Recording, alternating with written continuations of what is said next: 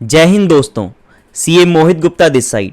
आज है ट्यूसडे 29 जून 2021 और स्वागत है आपका पोस्ट मार्केट एनालिसिस सीरीज के इस लेटेस्ट एपिसोड में, जहां हम इक्विटी एंड डेरिवेटिव्स डेटा को एनालाइज करेंगे और आने वाले दिनों की रेंज एंड मार्केट पोजीशन को असेस करेंगे। Want to meet like-minded traders and discuss option strategies, adjustments and more? Just type in Discuss Nifty in your Telegram search box and join the friendly trader community. तो सबसे पहले start करते हैं Nifty 50 से। Nifty 50 में जैसे कि मैंने आपको पहले भी बताया था, इस कैंडल पर 15 जून को जब निफ्टी ने एक दोजी फॉर्म करी थी और अपना 15,900 के आसपास ऑल टाइम हाई लगाया था, तब हमने बताया था कि निफ्टी की ने ये दोजी कैंडल के बाद हो सकता है निफ्टी वहाँ से थोड़ी डाउन मूव दिखाए। एंड निफ्टी ने इस लेवल 15,900 का ऑल टाइम हाई लगाने के बाद उसके बाद डाउन मूव भी दिखाई।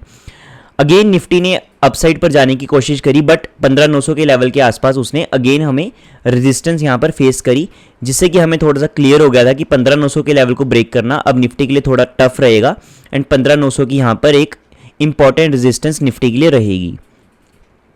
लेकिन कल निफ्टी ने गैप अप ओपनिंग के साथ 15,900 के लेवल को तो ब्रेक करा, बट 15,915 पर गैप अप ओपनिंग होने के बाद ही उसके ऊपर वो सस्टेन नहीं कर पाया। देन निफ्टी ने हमें एक अच्छी रेड कैंडल दिखाई, जो कि आप ये स्क्रीन पर देख सकते हैं। तो यहाँ पर हमें क्लियरली शो हो रहा है कि निफ्टी 15,900 के लेवल के आसपास अभी भी रेजिस्टेंस फेस कर रहा है। और वहीं पर अगर हम फिबोनाची रिट्रेसमेंट लेवल की बात करें, जो कि मैंने आपको पहले बताया था जब निफ्टी ने ऑल टाइम हाई लगाने स्टार्ट करे थे, कि फिबोनाची रिट्रेसमेंट हमारे लिए कैसे की लेवल का काम करते हैं, जहाँ पर निफ्टी ने 15,780 के लेवल के आसपास हमें काफ़ी दिन यहाँ पर रेजिस्टेंस दिखाई थी, जो कि हमारे लिए इन ट्रेडिंग डेज के अंदर हेल्पफुल रहा था। तो सिमिलरली 5961.81 का यहाँ पर की रिट्रेसमेंट लेवल रहता है निफ्टी 50 में, जो कि इसके लिए एक इंपॉर्टेंट रेजिस्टेंस का काम कर सकती है। तो ऑल इन ऑल आप ये बोल सकते हैं कि 5900 टू 5950 का लेवल या फिर 5961 का लेवल निफ्टी के लिए एक इंपॉर्टेंट रेजिस्टेंस का लेवल रहेगा। वहीं पर सपोर्ट साइड की बात करूं तो आप निफ्टी का आज का लो, जो कि 15,724.1 है, या फिर आप राउंड फिगर के अंदर 15,700 के आसपास निफ्टी का सपोर्ट लेवल यहाँ पर मार्क कर सकते हैं, जो कि निफ्टी के लिए एक अच्छी सपोर्ट का काम कर सकता है। 15,700 के ब्रेक के बाद हमारे पास जो लेवल निकल कर आएंगे वो 15,600 एंड 15,500 के लेवल निकल कर आएंगे, जो कि निफ्टी के अंदर हमें डेफिनेटली आने वाले दिनों में देखने को मिल सकते हैं, अगर निफ्टी ऐसे ही अपना यहाँ पर ट्रिपल टॉप पैटर्न फॉर्म करने की कोशिश करेगा। बात करते हैं बैंक निफ्टी में। बैंक निफ्टी के अंदर भी एक डाउन मूव के बाद बैंक निफ्टी ने अपसाइड पर जाने की कोशिश करी थी, जहाँ पर मैं आपको बताता आ रहा था काफ़ी वीडियोज़ के अंदर कि बैंक निफ्टी के लिए 35,500 का लेवल एक क्रूशियल रेजिस्टेंस का लेवल रहेगा। तो बैंक निफ्टी 35,500 के लेवल को काफ़ी टाइम से ब्रेक नहीं कर पा रहा था, और कल जैसे कि निफ्टी के अंदर 5900 के लेवल को गैप अप ओपनिंग के साथ निफ्टी ने ब्रेक करा था, सिमिलरली कल बैंक निफ्टी ने अपनी की रेजिस्टेंस लेवल जो कि 35,500 का लेवल था उसको गैप अप के बाद यहाँ पर ब्रेक करा था कल की कैंडल के अंदर। लेकिन बैंक निफ्टी 35,500 के लेवल के ऊपर सस्टेन नहीं कर पाया एंड अगेन उसने उसके बाद हमें डाउनसाइड दिखाई थी कल। और आज अगेन बैंक निफ्टी में आप देख सकते हैं कि कैसे एक अच्छी ग्रीन के अंदर उसके बाद बैंक निफ्टी के अंदर हमें एक रेड कैंडल देखने को मिली। सो बैंक निफ्टी ने ऑल इन ऑल आज 34,900 के आसपास सपोर्ट ली है, जो कि हमारे लिए एक अच्छी सपोर्ट का काम कर सकती है अगर बैंक निफ्टी यहाँ से इस रेंज के अंदर मूव करने की कोशिश करेगा। उसके बाद जो बैंक निफ्टी के बाद हमारे पास 34,900 के बाद इमीडिएट सपोर्ट लेवल आती है, वो डेफिनेटली 34,500 टू 34,600 के लेवल के आसपास रहेगी, जिसको आपको स्क्रीन्स के ऊपर डेफिनेटली मार्क कर लेना चाहिए। सो बैंक निफ्टी के अंदर जो इंपॉर्टेंट आपके लिए सपोर्ट एंड रेजिस्टेंस लेवल रहेंगे वो 34,900 एंड रेजिस्टेंस लेवल पे 35,500 एंड डाउन साइड सपोर्ट के पास आपके पास 34,500 का लेवल रहेगा। जिसके बाद अगर बैंक निफ्टी इसको भी सस्टेन नहीं कर पाता, देन आपको पता है कि बैंक निफ्टी ने जो पैनिक लो लगाया था वो 34,000 टू 33,900 के आसपास बैंक निफ्टी ने सपोर्ट लेकर यहाँ पर अपसाइड दिखाई है। तो अगेन ये लेवल हमारे लिए एक अच्छी सपोर्ट का काम कर सकता है। सो आप ये लेवल्स को ईजी, मैंने 4 लेवल्स बताए आपको, ये 4 लेवल्स को आप इजीली यहाँ पर स्क्रीन पर मार्क कर सकते हैं। एंड अपसाइड पर अगर बैंक निफ्टी मूव करता है देन डेफिनेटली हमारे पास 36,000 पर एक साइकोलॉजिकल रेजिस्टेंस लेवल रहेगी, जिसके बाद बैंक निफ्टी का आप रीसेंट हाई, इसके बाद का जो रीसेंट हाई है 36,500 के लेवल को मार्क कर सकते हैं। तो ये लेवल्स आपको मार्क करके रखने चाहिए, जिसके अंदर आप इन जोन्स के अंदर ट्रेडिंग अपॉर्चुनिटी ढूंढ सकते हैं, वेदर आपका स्टाइल आयरन फ्लाई का है या फिर स्ट्रेंगलिंग और जो भी आपका स्ट्रेडल या स्ट्रेंगलिंग का स्टाइल है वो आप देख सकते हैं। इंपॉर्टेंट बात आज देखने वाली ये है कि इंडिया विक्स आज बहुत ज़्यादा लो हो गया था, ऑलमोस्ट 13 के नीचे जाकर इसने 12.9 का हमें लो यहाँ पर दिखाया था। तो मार्केट के अंदर जो वॉलेटिलिटी है, परसीव्ड वॉलेटिलिटी है, वो बहुत ज़्यादा कम होती जा रही है, जहाँ पर एट द मनी स्ट्रेडल आज ऑलमोस्ट 150 पॉइंट्स के ऊपर ट्रेड कर रहा था। तो ये मतलब कि मार्केट जो मूव डिस्काउंट कर रही है एट द मनी पर, वो वन साइडेड मूव 150 पॉइंट्स तक की कर रही है। अगर और हम आपने देखा कि कैसे यहाँ पर वॉलेटिलिटी 150 पॉइंट क्या है, 200 200 300 300 पॉइंट की हमें इंट्राडे में देखने को मिल रही थी। तो जो वॉलेटिलिटी प्रीमियम्स के अंदर रिफ्लेक्ट कर रही है और जो एक्चुअल वॉलेटिलिटी हमें इंट्राडे के अंदर देखने को मिल रही है वो मैच नहीं कर रही। तो डेफिनेटली अगर आप ऑप्शन सेलिंग साइड पर होते हो तो आपको वहाँ पर थोड़ा सा कॉशियस रह के चलना चाहिए, अपनी पोजीशन साइज कंट्रोल में रखनी चाहिए। अदरवाइज आपको वहाँ पर अपनी प्रॉपर स्ट्रिक्ट रिस्क मैनेजमेंट के साथ इस वॉलेटिलिटी के अंदर ट्रेड करना चाहिए, जब तक जो परसीव्ड वॉलेटिलिटी है वो एक्चुअल वॉलेटिलिटी के साथ मैच नहीं कर जाती। चलते हैं इक्विटी डेटा के ऊपर। इक्विटी डेटा की बात करें तो आज एडवांस टू डिक्लाइन रेशो हमें 0.55 का देखने को मिला, जहां पर 176 शेयर्स के अंदर हमें एक एडवांस देखने को मिला, वहीं 322 शेयर्स के अंदर हमें लूजिंग साइड पर देखने को मिले। जहां पर 322 शेयर्स हमें डिक्लाइन देखने को मिले, वहीं पर 3 शेयर ऐसे भी थे जिनके अंदर कोई भी चेंज नहीं हुआ। तो ओवरऑल आप बोल सकते हैं कि मार्केट ब्रेथ लूजर्स के फेवर में थी और हमें निफ्टी बैंक निफ्टी के अंदर एक अच्छी डाउनसाइड देखने को मिली। ओवरऑल बैंक निफ्टी के अंदर जो सेलिंग प्रेशर था वो निफ्टी से ज़्यादा हैवी था। वहीं पर टॉप गेनर्स की बात करें तो बहुत सारे शेयर्स ऐसे थे जिन्होंने 5% से ज़्यादा की हमें गेनिंग साइड पर मूव भी दिखाई, जिनके अंदर नाम है PNC Infratech Limited, Godrej Agrovet Limited, Chambal Fertilisers and Chemicals Limited, Marico Limited, Sonata Software, Firstsource, JSW, KSB, Alok Industries and Sequent Science Limited, जिसने 10% से ज़्यादा की हमें यहाँ पर मूवमेंट दिखाई। लेकिन यहाँ पर की चीज़ आपको जो देखनी चाहिए वो है कि टाइम्स जितना इसका वीकली वॉल्यूम से ज़्यादा यहाँ पर मतलब कि वॉल्यूम भी यहाँ पे ज़्यादा देखने को मिली। तो सीक्वेंट साइंस के अंदर आपको ऑलमोस्ट 17 टाइम्स वीकली एवरेज से वॉल्यूम देखने को मिली, वहीं पर केएसबी लिमिटेड के अंदर 7 टाइम्स एंड फर्स्ट सोर्स के अंदर आपको 14 टाइम्स और मैरिको के अंदर 6 टाइम्स। तो यहाँ पर एक हाई वॉल्यूम के साथ आपको अच्छा परसेंटेज चेंज देखने को मिला, जो कि एक काफ़ी स्ट्रॉन्ग बुलिश साइन आपको दिखाता। तो डेफिनेटली आपको ये high volume and high percentage change वाले स्टॉक्स अपनी वॉच लिस्ट के अंदर रखने चाहिए। बात करते हैं टॉप लूजर्स की। तो टॉप लूजर्स की बात करें तो लूजिंग साइड पर भी 3% से ज़्यादा गिरने वाले शेयर्स के अंदर हमें अच्छे खासे नाम देखने को मिले, लेकिन 5% से ज़्यादा गिरने वाले शेयर में नाम रहा Adani total gas and Indian bank का। वहीं पर एनएचपीसी लिमिटेड के अंदर 4% से ज़्यादा की गिरावट, ऑलमोस्ट 4.31% की हमें गिरावट देखने को मिली और इसकी जो वॉल्यूम थी वो भी इसके वीकली एवरेज से 5.98 टाइम्स थी। तो यहाँ पर एक हैवी वॉल्यूम के साथ हमें सेलिंग प्रेशर देखने को मिला। तो आपको शॉर्ट साइड पर डेफिनेटली इस शेयर को रखना चाहिए और आप इसके अंदर एक सेलिंग प्रेशर देख सकते हैं आने वाले दिनों में। वहीं पर एफ एंड ओ स्टॉक्स की बात करें जिनके अंदर एक अच्छा डिलीवरी परसेंटेज यानी कि 50% से ज़्यादा डिलीवरी परसेंटेज देखने को मिला, उसके अंदर भी आज काफ़ी हमें लंबी लिस्ट यहाँ पर हमारे पास निकल कर आती है, जिसके अंदर कुछ टॉप 5 नेम्स अगर मैं लूँ तो HDFC Bank Limited, Petronet LNG Limited, Voltas, HDFC, Infosys and Bharti Airtel Limited जैसे नाम रहे। वहीं पर वोल्टास लिमिटेड के अंदर वीकली एवरेज 34.89% रहता था और आज हमें 70% से ज़्यादा वीकली एवरेज देखने को मिला। वहीं पर रैमको सीमेंट्स के अंदर 36% से 62% का डिलीवरी परसेंटेज हमें देखने को मिला एंड कोल इंडिया लिमिटेड के अंदर 36% से 60% का हमें इंक्रीज इन डिलीवरी परसेंटेज देखने को मिला। सो ये वाले स्टॉक्स आपको अपनी बाइंग साइड पर डेफिनेटली रखने चाहिए, जैसे कि भारत इलेक्ट्रॉनिक्स लिमिटेड जो कि रिजल्ट्स के बाद काफ़ी अच्छा हमें गेनिंग साइड पर यहाँ पर इसने मूवमेंट दिखाई है। तो BEL डेफिनेटली एक बहुत ही स्ट्रॉन्ग कंपनी है। सो इसको आपको लॉन्ग टर्म पर्सपेक्टिव से भी अपनी वॉच लिस्ट के अंदर रखना चाहिए, आपको इसको अंदर अच्छी एनालिसिस करनी चाहिए एंड अभी ट्रेडिंग पर्सपेक्टिव से भी जहाँ पर इसकी वीकली एवरेज 29% की रह रही थी और रिजल्ट के बाद इसके अंदर एक अच्छा हमें यहाँ पर डिलीवरी परसेंटेज एंड अच्छा गेन हमें देखने को मिल रहा है। So Bharat Electronics Limited, Bata India Limited, ये जो मैंने नाम बताए हैं आपको पीछे भी, वो आप अपनी वॉच लिस्ट के अंदर रख सकते हैं और इनको अपनी ट्रेडिंग ट्रैक के अंदर रख सकते हैं। सो चलते हैं हम लॉन्ग बिल्डअप के ऊपर। टोटल 26 स्टॉक्स के अंदर हमें लॉन्ग बिल्डअप देखने को मिला, यानी कि ओपन इंटरेस्ट के इंक्रीज हमें देखने को मिला प्राइस के इंक्रीज के साथ, या फिर आप बोल सकते हैं कि प्राइस के इंक्रीज के साथ हमें ओपन इंटरेस्ट के अंदर इंक्रीज देखने को मिला, जो कि हमें यहाँ पर शो करता है कि यहाँ पर जो बायर्स हैं या फिर जो ट्रेडर्स बाइंग पोजीशन बनाकर बैठे हैं, उनका प्राइस के इंक्रीज़ के साथ यहाँ पर इंटरेस्ट और इंक्रीज़ हो रहा है, उनका बाइंग कॉन्फिडेंस और बढ़ रहा है, तो अपनी लॉन्ग पोजीशन के अंदर और एडिशन यहाँ पर कर रहे हैं, जो कि हमें एक हैवी बाइंग मोमेंटम यहाँ पर शो करता है। टॉप 5 नेम्स अगर मैं आपको इन 26 स्टॉक्स में से लूँ तो AU Small Finance Bank Limited, Marico Limited, Godrej Consumer Products, Motherson Sumi and Powergrid Corporation of India Limited जैसे नाम रहे। सो इन शेयर्स के ऊपर भी आप डेफिनेटली नज़र रख सकते हैं। वहीं पर 73 स्टॉक्स के अंदर हमें शॉर्ट बिल्डअप भी देखने को मिला। शॉर्ट बिल्डअप यानी कि प्राइस के गिरने के साथ साथ ओपन इंटरेस्ट में इंक्रीज़। तो जब प्राइस गिरती है और ओपन इंटरेस्ट इंक्रीज़ होता है तो ये दिखाता है कि ट्रेडर्स का प्राइस के गिरने के साथ साथ वहाँ पर इंक्रीज़ हो रहा है इंटरेस्ट के अंदर, तो जो कि हमें शो करता है कि वो गिरती हुई प्राइस के ऊपर अपनी बेट को इंक्रीज़ कर रहे हैं। तो यहाँ पर सेलिंग पोजीशन वो अपनी इंक्रीज़ कर रहे हैं, ये हम बोल सकते हैं कि शॉर्ट्स को वो बिल्ड कर रहे हैं। तो इसके अंदर टॉप 5 नेम्स जैसे कि HDFC life insurance, Coromandel international limited, Kotak Mahindra, Apollo tyres and the Indian hotel company limited जैसे नाम रहे।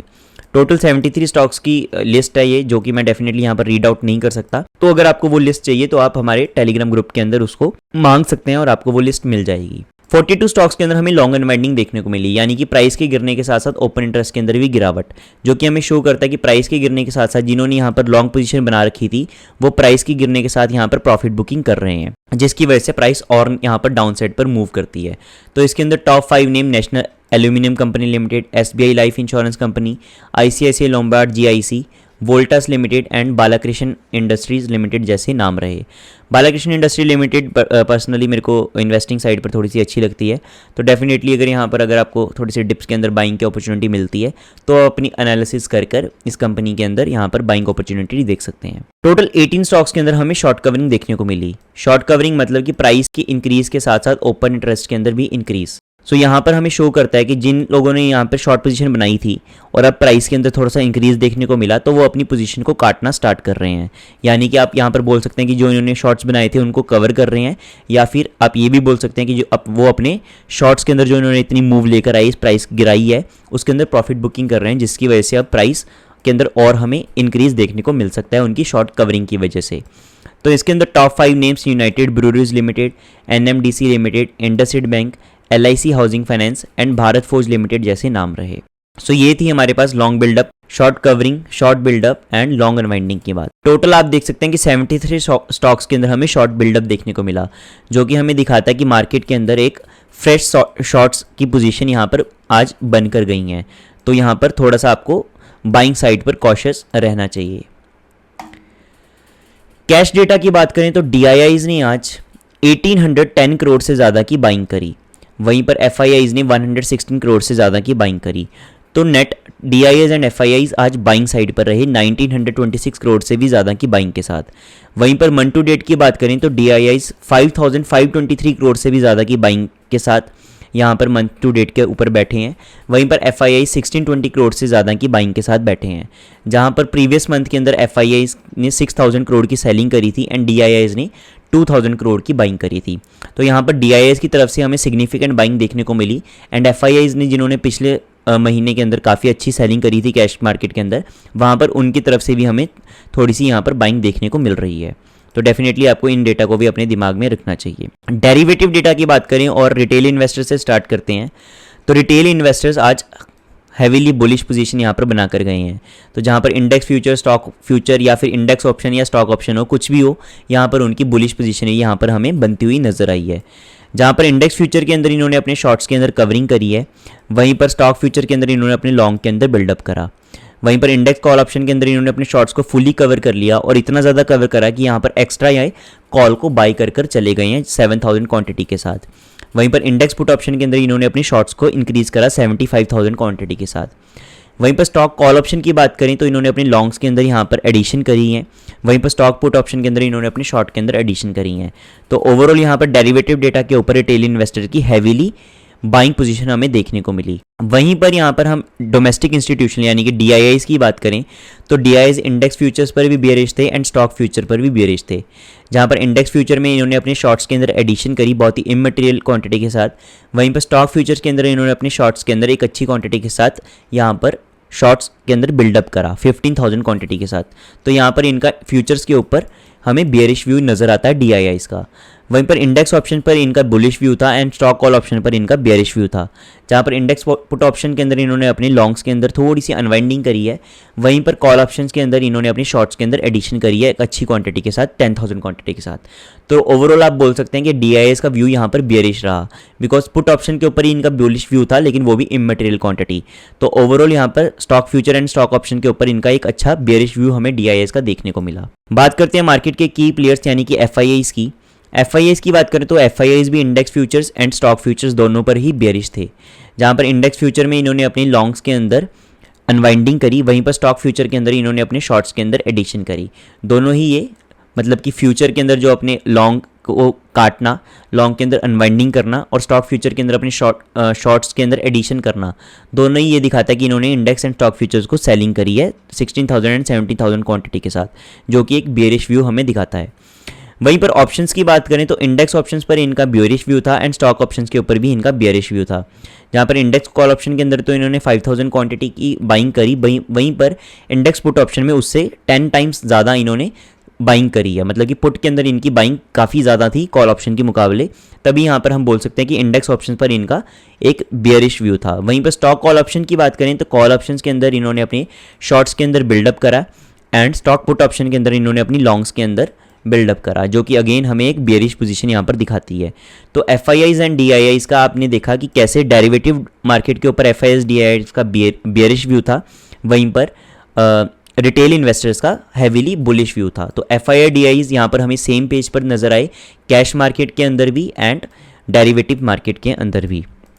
तो रेयर चांस होता है, लेकिन जब भी ऐसी चीज़ें होती हैं तो आपको डेफिनेटली उसको ध्यान में रखना चाहिए। प्रोप्राइटरी फर्म्स यानी कि प्रोज की बात करें तो प्रोज इंडेक्स फ्यूचर्स पर भी बुलिश थे एंड स्टॉक फ्यूचर्स पर भी बुलिश थे, बिल्कुल FII एंड DIIs के ऑपोजिट एंड रिटेल इन्वेस्टर्स के साथ। तो इंडेक्स फ्यूचर्स के अंदर इन्होंने अपने लॉन्ग्स के अंदर काफ़ी अच्छी यहाँ पर एडिशंस करी हैं, वहीं पर स्टॉक फ्यूचर्स के अंदर भी इन्होंने 15,000 क्वांटिटी के साथ एडिशन करी, जो कि एक बुलिश साइन दिखाता है। But proprietary firm index option and stock option दोनों के ऊपर ही बेयरिश पोजीशन यहाँ पर बना कर गए हैं। जहाँ पर इंडेक्स कॉल ऑप्शन में इन्होंने अपने शॉर्ट्स के अंदर एडिशन करी है 60,000 क्वांटिटी के साथ, ऑलमोस्ट डबल क्वांटिटी कर दी है। वहीं पर इंडेक्स पुट ऑप्शन के अंदर भी इन्होंने 33,000 क्वांटिटी के साथ यहाँ पर बाइंग करी है।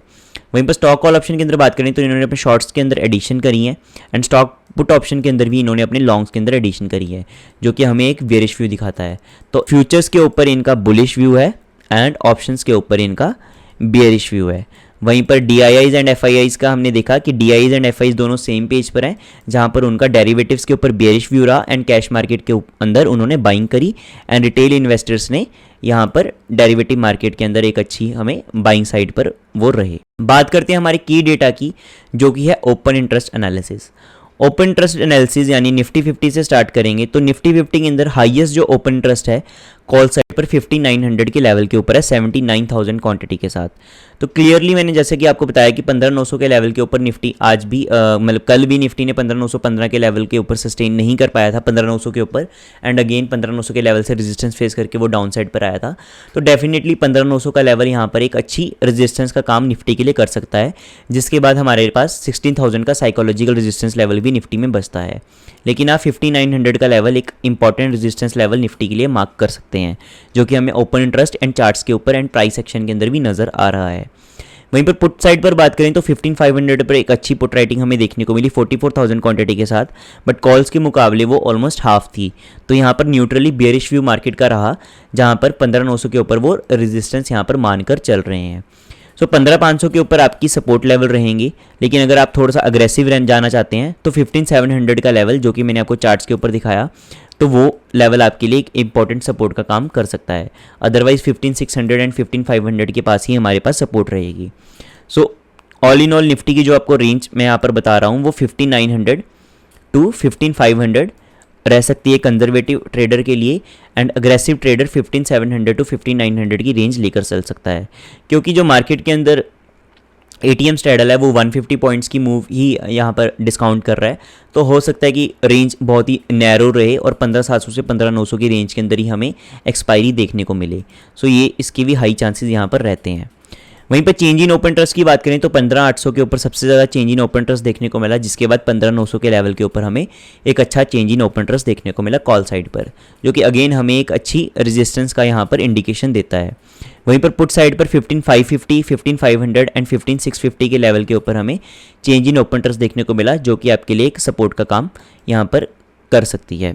लेकिन क्वांटिटी यहाँ पर उतनी ज़्यादा नहीं थी जितनी कॉल साइड पर थी, तो मार्केट यहाँ पर न्यूट्रली या फिर आप बोल सकते हैं थोड़ा सा नेगेटिव बायस के साथ यहाँ पर ट्रेड करती हुई हमें नज़र आ रही है। वहीं पर बैंक निफ्टी की बात करें तो बैंक निफ्टी में 37,000 की स्ट्राइक प्राइस के ऊपर सबसे ज़्यादा ओपन ट्रस्ट है, जिसके बाद 35,500 जो कि हमारे एक क्रूशल रेजिस्टेंस लेवल थी और बैंक निफ्टी ने इसको ब्रेक करने की कोशिश करी थी बट सस्टेन नहीं कर पाया अगेन निफ्टी की तरह। तो 35,500 का लेवल बैंक निफ्टी के लिए एक इंपॉर्टेंट रेजिस्टेंस का काम कर सकता है और आपको इसको डेफिनेटली अपने चार्ट्स के ऊपर मार्क करके रखना चाहिए 35,500 का लेवल। वहीं पर 35,500 के बाद आप देख सकते हैं कि 35,000 के ऊपर कॉल्स एंड पुट ऑलमोस्ट हमें सेम क्वांटिटी के अंदर यहाँ पर सेल होती हुई दिखी, जो कि अगेन एक स्ट्रेडल टाइप पोजीशन हमें शो करती है। तो आप 35,000 के ऊपर प्रीमियम्स को नाप सकते हैं कि उसका एट द मनी स्ट्रेडल का प्रीमियम कितना चल रहा है और उसको आप 35,000 के अंदर प्लस एंड माइनस करके अपनी रेंज निकाल सकते हैं, जो कि ऑलमोस्ट आपको यही रेंज निकलेगी जो कि आपको ओपन इंटरेस्ट एंड चार्ट्स के ऊपर नज़र आ रही है। वहीं पर 35,000 की highest open interest put side के अंदर उसके बाद हमें 34,500 के ऊपर सबसे ज़्यादा ओपन इंटरेस्ट यहाँ पर देखने को मिला, जो कि बैंक निफ्टी के लिए एक इंपॉर्टेंट सपोर्ट का काम यहाँ पर कर सकती है। So all in all bank Nifty की रेंज अगेन जो कि हमने पहले भी बताया था आपको 34,500 टू 35,500 के लेवल के आसपास ही हमें देखने को मिल सकती है, जिसके 34,500 के ब्रेक के बाद हमारे पास 34,000 का एक क्रूशल सपोर्ट रहेगी और बैंक निफ्टी ने 33,900 के आसपास हमें एक अच्छी पैनिक लो सपोर्ट भी यहाँ पर शो करी, जो कि मैंने आपका चार्ट के अंदर भी डिस्कस करा था। एंड अपसाइड में अगर 35,500 ब्रेक करता है देन डेफिनेटली 36,000 जो कि एक साइकोलॉजिकल रेजिस्टेंस लेवल है वो आपके लिए एक इंपॉर्टेंट रेजिस्टेंस का काम कर सकती है। बट एक नॉर्मल अगर आपको रेंज बताऊँ तो 34,500 टू 35,500 का लेवल आपके लिए यहाँ पर निकल कर आता है। So change in open trust को हम स्टडी नहीं करते बिकॉज परसेंटेज चेंज को समझ के कोई फ़ायदा नहीं है, बिकॉज 39,200 या 30,800 के लेवल्स के ऊपर कौन ही यहाँ पर जाएगा। So that was it. So post market analysis video I guess almost एक हफ्ता ही हो चुका है हमें ये बनाए because I was out for vacation.